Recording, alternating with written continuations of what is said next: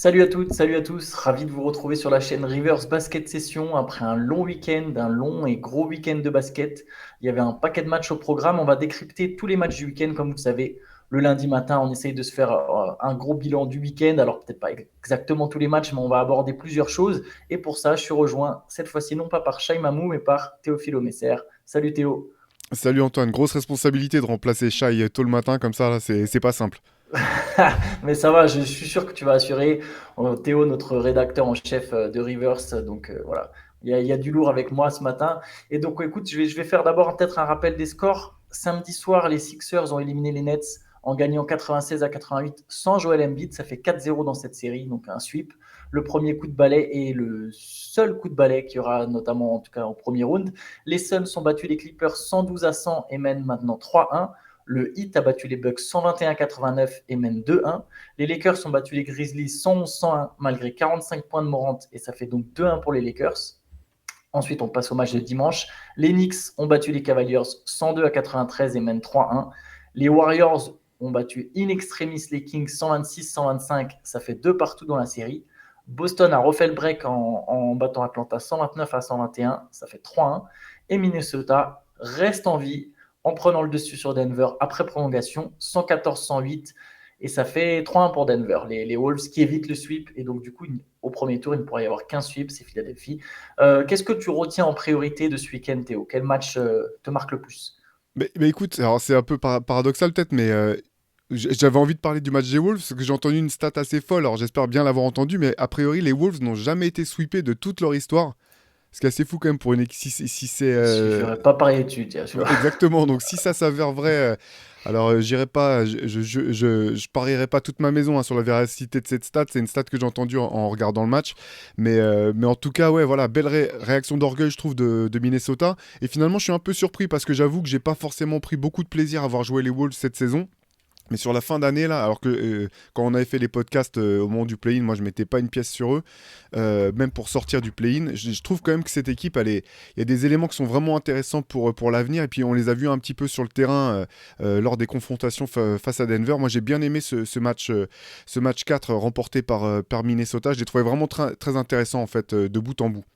Il y a une espèce d'élan de combativité chez Minnesota, même dans les matchs qu'ils perdent, à part le premier où ça vire très vite au blowout, il y a un espèce de truc quand même depuis la patate de Rudy Gobert sur Kyle Anderson. Je sais pas, il y a quand même voilà, une atmosphère intéressante, je trouve, du côté de Minnesota, avec un groupe qui s'est ressoudé, en fait.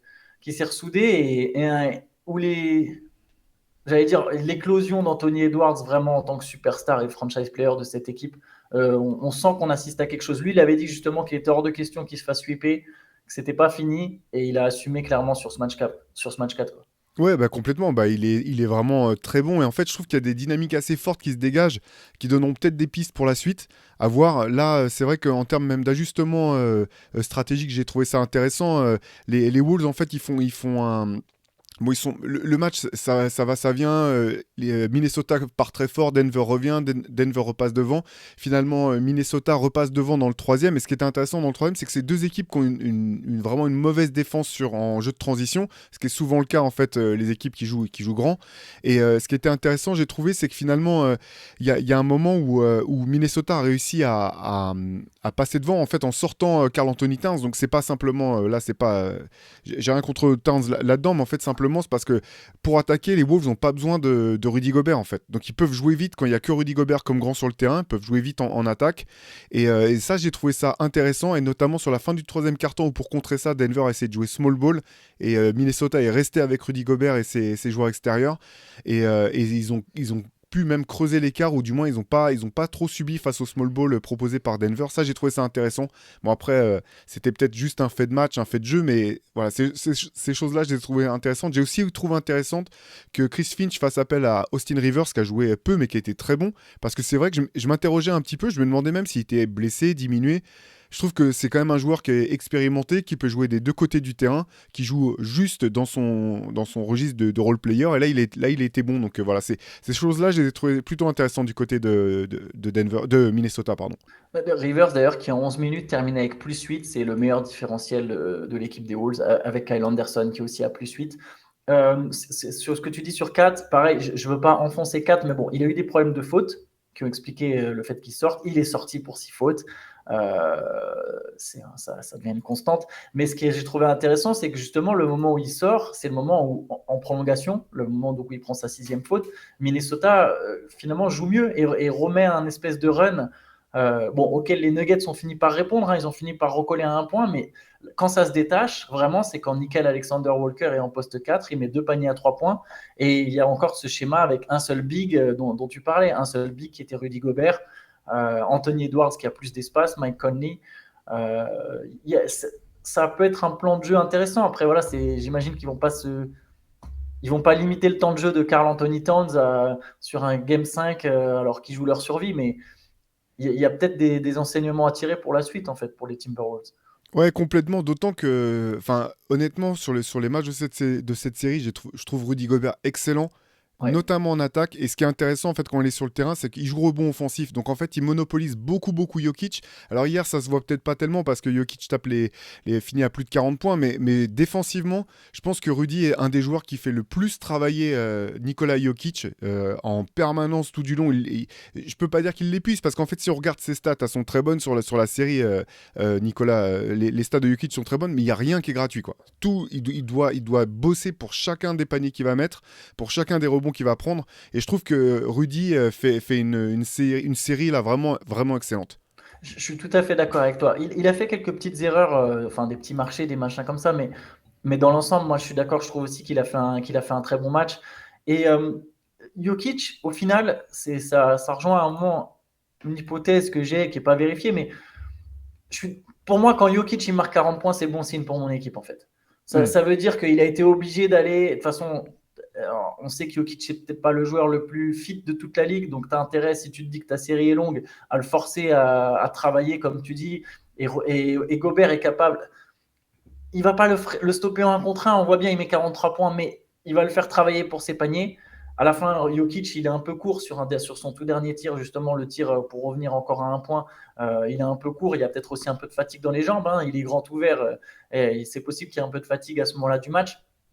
Moi, si Jokic il met ses 40 points, mais que derrière, j'ai coupé le jeu des Nuggets, je pense que c'est la solution de toute façon pour battre Denver.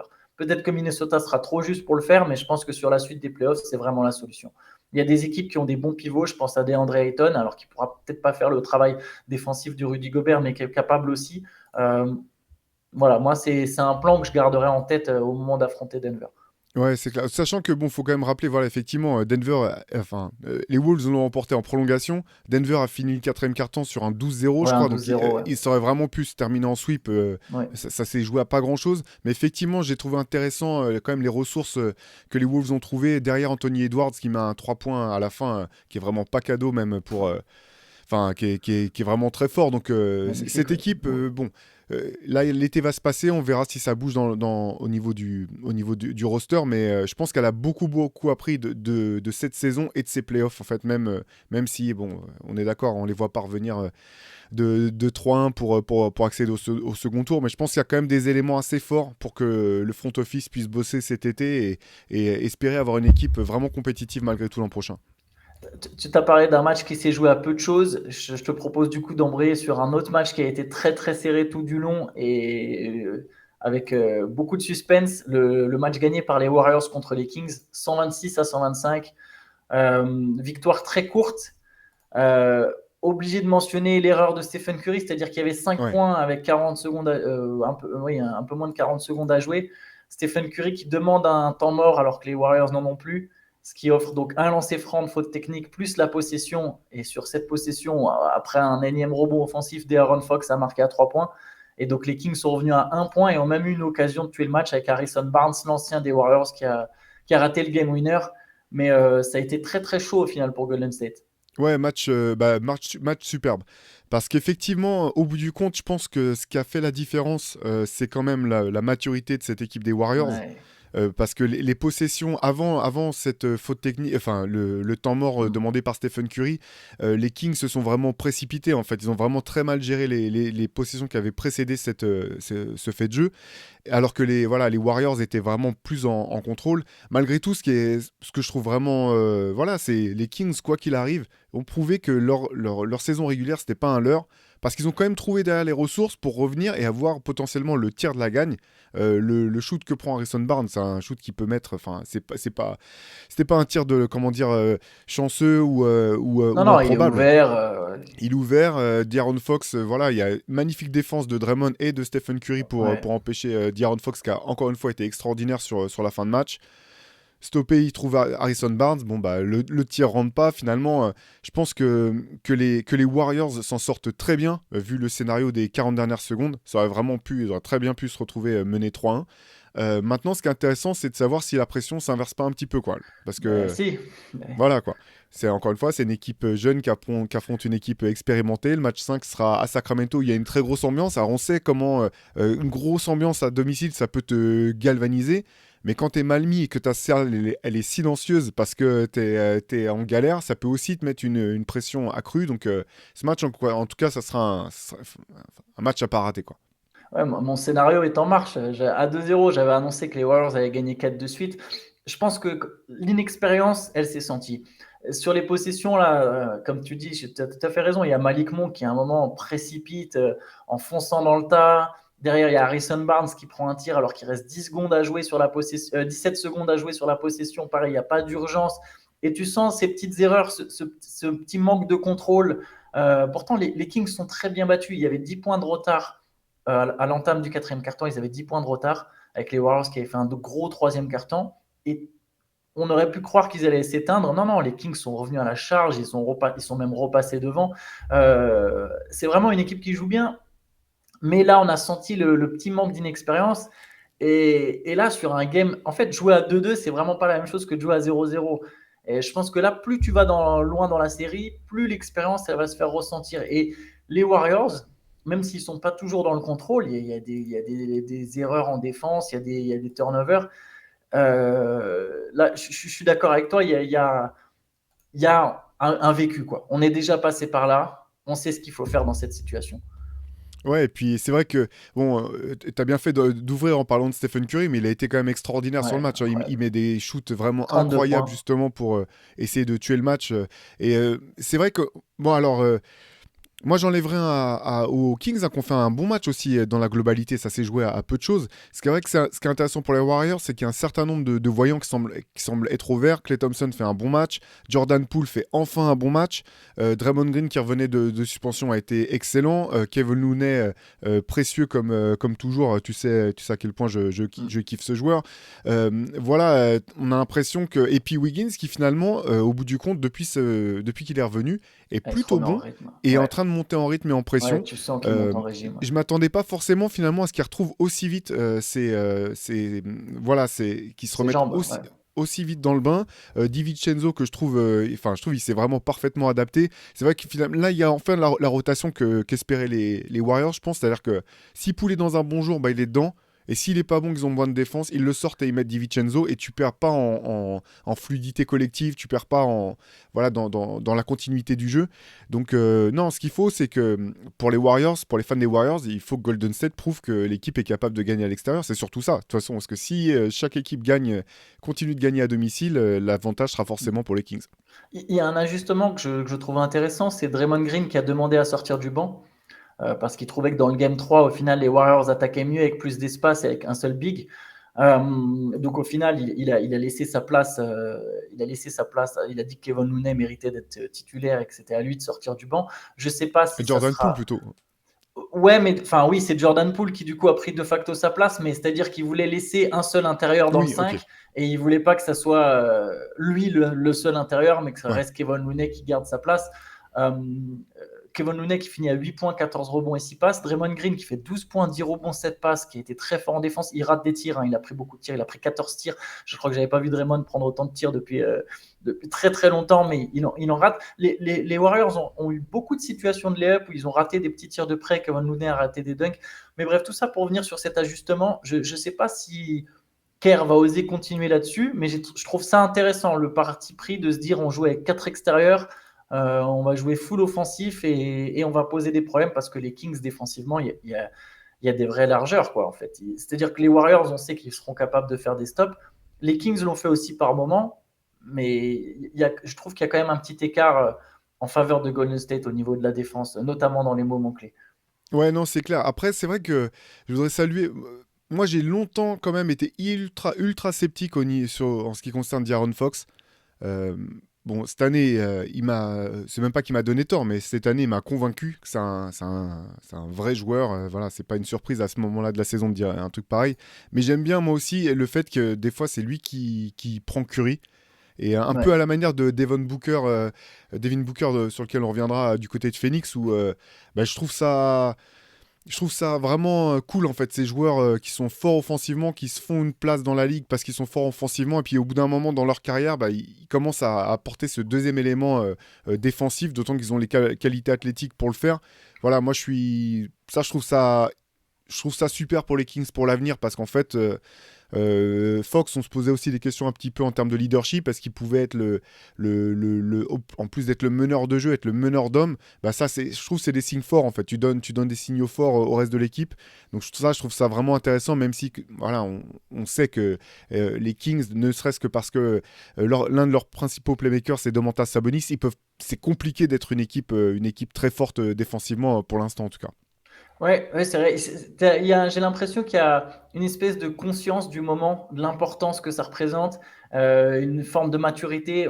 Et Booker, j'aime bien le parallèle avec Booker, en fait, parce que c'est des mecs qui ont d'abord joué dans des équipes faibles, qui sont des gros scoreurs, et qui, voilà, aujourd'hui comprennent, ah, mais là, je suis en playoff, en fait, on n'a pas le choix, il faut défendre. J'ai l'impression qu'Anthony Edwards va avoir à peu près le même type d'évolution à ce niveau-là. Et ça me permet de faire une transition sur un joueur fort offensivement qui en plus a déçu hier soir et qui défensivement a été catastrophique, c'est Donovan Mitchell. Les Cavaliers sont menés 3-1. Est-ce que tu aurais vu ça venir, Théo? Même si Je- on s'attendait à une série. alors, c'est vrai que non, moi c'est vrai que moi aussi je pensais que la série serait serrée jusqu'au bout. Après, elle n'est pas terminée, hein. Ouais, elle n'est pas terminée. New York mène 3-1. Sont deux équipes qui sont relativement jeunes dans le sens où ça fait pas si longtemps que les groupes sont assemblés. Donc voilà, match à suivre à Cleveland. Par contre, j'aurais pas imaginé que Donovan Mitchell se trouverait autant en attaque sur un match aussi important. Je trouve que c'est quand même un joueur qui, quand il était à Utah, il avait ses qualités, ses défauts, mais offensivement, en tout cas, répondait systématiquement présent. Alors, offensivement, au scoring, en tout cas. Mais pas Au toujours scoring. dans les matchs clés, en fait. Je suis allé regarder ça. Alors, c'est marrant, j'avais cette même impression. Et après le match d'hier, je suis allé voir un peu sur les Elimination Games, tu vois, ou les Ouais. matchs vraiment quand il y a soit égalité et que c'est le match pour passer devant. Et il y a eu quelques ratés, en fait. Mais après, c'est normal, hein, il est humain. Mais il y a eu, dans les fins de série, il est moins fort que dans les débuts de série. Voilà. En tout cas, c'est ce que ressortent les stats. Je me souviens évidemment pas de tous les matchs. J'ai vu les stats hors contexte. Là, je vais regarder un peu les stats des séries du Jazz. Et sur les fins de série, il y a quelques matchs bien dégueulasses en termes d'adresse, pardonnez-moi l'expression, mais à base de 5 sur 19, des trucs comme ça. Hier, c'est 5 sur 18, 11 points, 6 balles perdues en 42 minutes. Voilà, Ouais, c'est rude. mais bon, oui, effectivement, on s'attendait à ce qu'ils répondent présent quand même. Je suis d'accord, hein. Et puis après, c'est vrai qu'il faut rendre hommage aux Knicks aussi, parce que là, finalement, j'attaque en commençant par parler des Cavs. Mais c'est vrai que bah, les Knicks, en fait, moi, j'adorais Jalen Brown. Quand il était Jalen Brunson, pardon. Jalen Jalen Brunson, Brunson, ouais. ouais, pardon. Aux Mavs, je vois, je croyais, enfin, pour moi, c'était un vrai joueur d'impact, mais c'est vrai que j'avais pas imaginé, malgré tout, qu'il pourrait à ce point changer la donne pour New York. Je pensais que ça serait vraiment un ajout, mais je pensais pas qu'il changerait à ce point la donne. New York l'avait parfaitement bien ciblé, on en avait déjà parlé, c'est incroyable quand même que Dallas n'ait pas réalisé plutôt l'importance que ce joueur pouvait avoir. Et ce que je trouve vraiment marquant avec Jalen Brunson et ses Knicks, c'est que pour la première fois peut-être depuis je sais plus quand, j'ai l'impression qu'il y a un état d'esprit qui colle avec la ville, qui colle avec l'histoire du club. Mm. Voilà, notre collègue et pote Guillaume Laroche est fan des Knicks depuis quasiment depuis la naissance. Même, il nous disait un peu la même chose, qui a retrouvé cet état d'esprit. Je passe une dédicace à mon pote Cédric, qui est fan aussi de cette équipe des Knicks et qui, voilà, c'est des scores, ça se joue petit score, ça défend dur. Et puis à la fin, ils ont ce catalyseur maintenant, Jalen Brunson, qui est tout le temps. T'as l'impression qu'il n'y a pas de trop. Enfin, il monte jamais trop haut, il descend jamais trop bas, il est tout le temps en contrôle. En fin de match, dans le mid-range, c'est un des joueurs les plus forts dans ce secteur. Voilà quoi. Je trouve que c'est vraiment un stabilisateur en fait pour cette équipe des Knicks quand Julius Randle était le meilleur joueur était le meilleur joueur de l'équipe. Ben, l'équipe était un peu à son image, c'est-à-dire qu'elle pouvait vriller. Là, je trouve vraiment que voilà, Jalen Brunson, c'est le stabilisateur de cette équipe de Ouais, New York. c'est fou qu'il ait réussi, que l'équipe se soit autant imprégnée de sa personnalité en si peu de temps. C'est extrêmement fort. Et je te rejoins tout à fait. Je vais repartir vite fait sur Cleveland, mais c'est uniquement parce que je partage absolument tout ce que tu as dit sur Bronson et sur ce qu'il représente. Et j'ai l'impression qu'on aura encore d'autres occasions de parler des Knicks. Euh, voilà, c'est pas fini, mais je ne sens pas cette équipe de Cleveland revenir forcément jusqu'à gagner cette série. Mais un truc intéressant, on parle beaucoup du poste 3 des Cavs. Et c'est vrai, à juste titre, il leur manque un poste 3. Hein. Voilà, on sait qu'il y a la base, Jarrett Allen, Evan Mobley dans la raquette et Darius Garland, Donovan Mitchell sur le backcourt. J'ai vu un tweet passer que je trouve très, très drôle et au final assez pertinent. C'est-à-dire, le tweet disait on parle beaucoup de l'absence de poste 3 et à raison, mais en attendant, les Cavs, malgré leurs deux intérieurs, deux candidats au Defensive Player of the Year, ils se font manger, et le mot est faible, c'est un euphémisme, ils se font manger au rebond, ils se font détruire par Mitchell Robinson au rebond, malgré le fait qu'ils ont deux candidats au deep boy, et malgré tout l'argent qu'ils ont investi dans leur backcourt pour cette association, il y a Jalen Brunson qui met la misère à la fois à Garland et à Mitchell. Voilà. Donc juste un petit point, une petite chose à retenir peut-être pour Cleveland. Je pense qu'il y aura des leçons à tirer de cette série, quelle que soit la manière dont elle se termine. Il y aura des décisions à prendre là aussi cet été. Peut-être pas à chambouler l'effectif, mais il va y avoir peut-être des priorités à établir. Ouais, de toute façon, voilà, l'avenir est quand même intéressant pour Cleveland. On en a déjà parlé plein de fois. Faut dire aussi que bah, JB Bickerstaff, si je ne me trompe pas, je pense que c'est sa première série de playoffs aussi. Donc voilà, il y a beaucoup d'apprentissage aussi du côté des Cavs, quoi. Oui, oui, bien sûr, c'est sûr. C'est sûr qu'il y a encore du chemin, ils ont encore du temps. C'est un apprentissage. On verra jusqu'où ça peut aller. J'aimerais te lancer sur une dernière série, un match de samedi, les Lakers contre les Grizzlies. Victoire des Lakers 111-101, ça fait 2-1 pour les Lakers qui auront l'occasion ce soir de faire le break à domicile. Les Lakers sont finalement dans une position favorable pour l'instant. Qu'est-ce que tu penses un peu de cette équipe? Bah là, je pense que c'est le scénario idéal pour Los Angeles, en fait, parce que notamment sur le dernier match où Jaren Jackson Jr. prend des fautes vite. Derrière, c'est sans Steven Adams blessé, sans Brandon Clark, il y a plus de secteur intérieur suffisamment fort pour tenir Anthony Davis. C'était, je sais pas, à un moment, il y avait 30 points d'avance, je crois, dans le premier quart-temps ou début de deuxième, je sais plus. Et finalement, Memphis est revenu derrière. Et puis 35-9 après un carton. Le premier carton est voilà, c'est ça. catastrophique pour Memphis. Et je pense que Memphis est tout simplement trop diminué en fait pour tenir maintenant cette équipe de Los Angeles. À voir quand même, il y a Ja Morant fait un gros match au scoring. À voir si.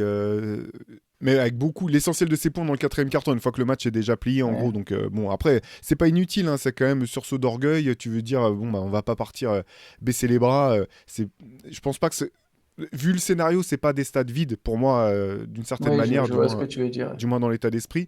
Mais là, le scénario aussi, encore une fois, hein, on l'a toujours dit, quoi. Tant que les Lakers sont des shooters de la défense et que Anthony Davis et LeBron peuvent jouer, sont sur le terrain, c'est une équipe qui est extrêmement dangereuse. Mais le pire, c'est qu'ils n'ont pas de shooter.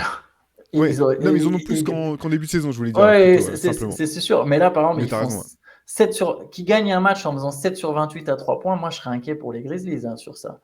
Ouais. Sur ce point précis, et je me dis, mais attends, mais si même quand ils mettent pas dedans, euh, ils nous battent, c'est compliqué. Et ils perdent Dylan Brooks qui se fait éjecter bêtement. Et j'ai quand même un petit karma du côté de Memphis avec Brooks, avec tous ces trucs-là, beaucoup parlé. Ouais, je suis le LeBron stopper, blablabla. D'ailleurs, ça serait intéressant de voir parce que j'entendais Doris Burke qui disait ça à la fin du match, là, au moment de la faute de Jalen Brooks. Ça a posé la question de savoir finalement, euh, Draymond Green a pris une suspension d'un match parce que c'était à cause de son historique de fautes Ouais. techniques et de gestes déplacés. Là, Dylan Brooks, il sort pour une flagrante 2 parce qu'il met une patate là où on met une coquille normalement pour LeBron. La question, alors je m'attends pas forcément à ce qu'il soit suspendu, mais je me demandais dans quelle mesure finalement le précédent créé par la suspension de Draymond Green n'allait pas forcer au moins la Ligue à regarder un peu en détail ce qui s'était passé sur cette action, quoi. Ouais, d'ailleurs, je pense que la Ligue s'est un peu plantée sur sa justificative sur Draymond. C'était peut-être pas le meilleur précédent à établir parce qu'effectivement, maintenant, tous ces gars-là, tu peux dire, bah, pourquoi pas. Même là, il y a un autre exemple tout bête sur un match qui s'est passé cette nuit, mais Dejounte Murray, qui a déjà eu quelques soucis avec des arbitres, a percuté un arbitre après, une fois le buzzer retenti. C'est pareil, lui, ça sent la suspension d'un match. La NBA n'aime pas trop ça. Et les Hawks qui sont. C'est vrai qu'on n'a pas parlé du match des Hawks, on reviendra peut-être pas dessus, mais voilà, les Hawks sont menés 3-1, ils risquent de jouer le Game 5 sans Dejounte Murray pour l'élimination. Ouais, Bon, sachant que la surprise pour les Hawks, c'était surtout qu'ils arrivent à en prendre un parce que à prendre peut-être que un, ouais. la série s'était lancée, ça sentait fort le sweep. C'est clair. En tout cas, ce soir, deux matchs. Il y a Miami contre Brooklyn, Miami contre Milwaukee, pardon. Euh, on ne sait pas encore si Giannis va jouer, mais il a repris les entraînements individuels. Il est questionable pour le match de ce soir, donc peut-être qu'on verra Giannis. J'imagine qu'à 2-1 match à Miami, il y a moyen que les Bucks sentent un peu l'urgence de le faire jouer. Et Lakers Grizzlies, donc justement dont on parlait, Lakers Grizzlies, le Game 4 à Los Angeles, une occasion pour Los Angeles de refaire le break et pour Memphis de ramener, de récupérer l'avantage du terrain et de ramener la série à Memphis à 2-2, ça serait une bonne chose pour les Grizzlies. Et voilà, et du coup nous on se retrouve demain matin sur la chaîne pour faire un point quotidien un peu plus court. Et n'hésitez pas à nous retrouver sur la chaîne. On va faire un podcast tout à l'heure justement avec Théo. On va parler en détail des Clippers. C'est pour ça qu'on n'a pas abordé le Clippers Suns, mais on va parler des Clippers et de Russell Westbrook. Donc n'hésitez pas à checker ça, à retrouver ça. Et évidemment, basketsession.com pour toutes les news, toutes les analyses. Ciao à tous. Ciao Antoine, salut!